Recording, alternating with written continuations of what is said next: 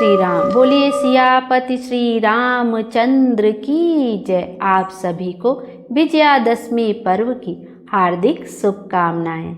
आइए आज के वीडियो में हम दशहरा, जिसे कि विजयादशमी कहा जाता है, की कथा का श्रवण करेंगे। यह पर्व आश्विन शुक्ल पक्ष दशमी को मनाया जाता है। भगवान राम ने इसी दिन लंका पर चढ़ाई करके विजय प्राप्त की थी। ज्योति निबंध में लिखा है कि आश्विन शुक्ल दशमी को तारा उदय होने के समय विजय नामक काल होता है। दशमी के दिन रामचंद्र जी की सवारी निकलती है और रावण वध की लीला का प्रदर्शन होता है। इस दिन नीलकंठ का दर्शन बहुत ही शुभ माना जाता है। आइए अब इससे संबंधित पौराणिक कथा का श्रवण करते हैं। जब एक बार पार्वती जी ने महादेव जी से पूछा कि लोगों में जो दशहरे का त्यौहार प्रचलित है, इसका क्या फल है, तब शिव जी ने जो कथा सुनाई, उस कथा का हम भी श्रवण करते हैं। उससे पहले हम श्री रामचंद्र जी की स्तुति का श्रवण करते हैं। श्री रामचंद्र कृपालु भज मन हरण भाव भय दारुणम नौ कंज लोचन कंज मुख कर कंज पद कंजारुणम कंदर्प अगणित अमित छबिन नील नीरज सुंदरम पट पीत मानहु तड़ित रुचि सुचि नौमि जनक सुतावरम भजु दीन बंधु दिनेश दानव दैत्य वंश निकंदनम रघुनंद आनंद कंद कौशल चंद दशरथ नंदनम सिर मुकुट कुंडल तिलक चारु उदारु अंग विभूषणम अजानु भुज सर चाप धर संग्राम जित खर दूषणम इति वदति तुलसीदास शंकर शेष मुनि मन रंजनम मम हृदय कुंज निवास कुरु कामादि खल दल गंजनम। अब छंद। मनहु जाहि राचहु राचो मिलहि सो बरु सहज सुंदर सांवरो करुणा निधान सुजान सीलु सनेहु जानत रावरो एहि भांति गौरी आशीष सुनिसिय सहित ही हरसी अली तुलसी भवानी पूजी पुनि पुनि मुदित मन मंदिर चली। सोरठा। जानि गौरी अनुकूल सियहि हर सुना जाई कहीं मंजुल मंगल मूल वाम अंग फर कनले लगे। बोलिए श्री रामचंद्र की जय। सियापति रामचंद्र की जय। जय श्री राम। आप सब भी कमेंट में जय श्री राम अवश्य लिखिएगा। आइए अब विजयादशमी कथा का श्रवण करते हैं। एक बार पार्वती जी ने महादेव जी से पूछा कि लोगों में जो दशहरे का त्यौहार प्रचलित है, इसका क्या फल है। तब शिव जी ने बताया कि आश्विन शुक्ल दशमी को सायंकाल में तारा उदय होने के समय विजय नामक काल होता है, जो सब इच्छाओं को पूर्ण करने वाला होता है। शत्रु पर विजय प्राप्त करने वाले राजा को इसी समय प्रस्थान करना चाहिए। इस दिन यदि श्रवण नक्षत्र का योग हो तो और भी शुभ है। मर्यादा पुरुषोत्तम भगवान रामचंद्र ने इसी विजय काल में लंका पर चढ़ाई की थी, इसीलिए यह दिन बहुत पवित्र माना गया है और क्षत्रिय लोग इसे अपना प्रमुख त्यौहार मानते हैं। शत्रु से युद्ध करने का प्रसंग ना होने पर भी इस काल में राजाओं को अपनी सीमा का उल्लंघन अवश्य करना चाहिए। अपने तमाम दल बल को सुसज्जित करके पूर्व दिशा में जाकर शमी वृक्ष का पूजन करना चाहिए। पूजन करने वाला शमी के सामने खड़ा होकर इस प्रकार ध्यान करे, हे शमी, तू सब पापों को नष्ट करने वाला है और शत्रुओं को भी पराजय देने वाला है। तूने अर्जुन का धनुष धारण किया और रामचंद्र जी से प्रिय वाणी कही। पार्वती जी बोली, समी वृक्ष ने अर्जुन का धनुष कब और किस कारण धारण किया तथा रामचंद्र जी से कब और कैसी प्रिय वाणी कही थी, सो कृपा करके मुझे समझाइए।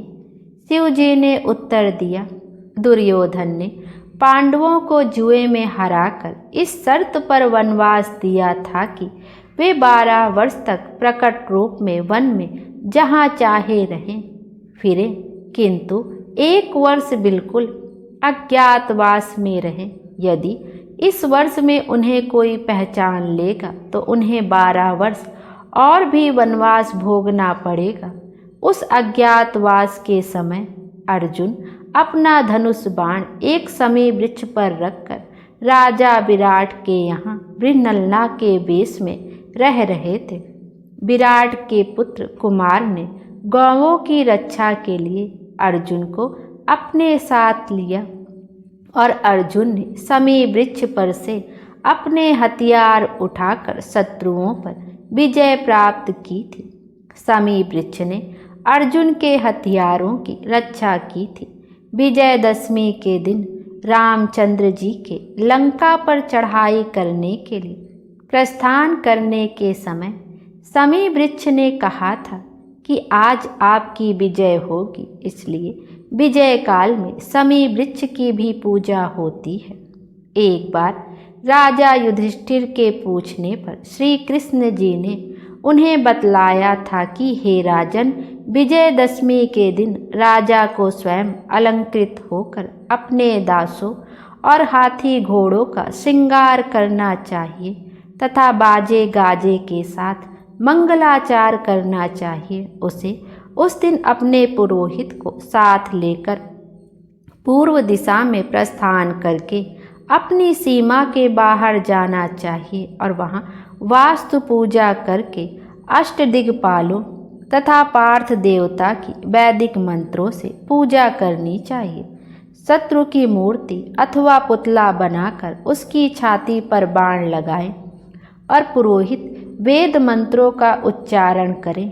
ब्राह्मण की पूजा करके हाथी, घोड़ा, अस्त्र शस्त्र आदि का निरीक्षण करना चाहिए। यह सब क्रिया सीमांत में करके अपने महल में लौट आना चाहिए। जो राजा इस विधि से विजया करता है वह सदा अपने शत्रु पर विजय प्राप्त करता है। बोलिए श्री रामचंद्र की जय। आइए अब एक अन्य पौराणिक कथा का श्रवण करते हैं। एक बार वन में श्री राम, सीता जी और लक्ष्मण जी जा रहे थे। सीता जी और लक्ष्मण जी को थका हुआ देखकर राम जी ने थोड़ी देर रुककर आराम करने का विचार किया और एक बुढ़िया माई के घर गए। बुढ़िया माई उस समय सूत काट रही थी। बुढ़िया ने उनकी ओर देखा और उन्हें अपने कुटिया के अंदर बुलाया और बिठाया और खूब आव भगत की, स्नान ध्यान करवाकर भोजन करवाया। राम जी ने कहा, बुढ़िया माई, पहले मेरा हंस मोती चुगे तो मैं भोजन करूं। बेचारी के पास मोती कहाँ से आवे। सूत काट कर वह गरीब गुजारा करती थी, पर अतिथि को ना कहना भी वह पाप समझती थी। दुविधा में पड़ गई, अतः दिल को मजबूत कर राजा के पास पहुंची और एक अंजलि मोती उधार देने के लिए विनती करने लगी। राजा जी बड़े अचंभे में पड़ गए।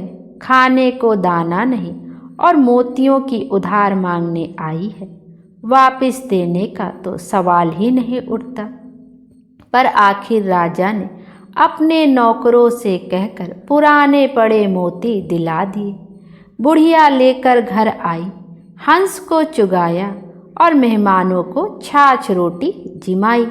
रात को आराम करके सवेरे जाने लगे तो राम जी ने उसके परिंदे पानी रखने की जगह में एक मोतियों का झाड़ वृक्ष लगा दिया।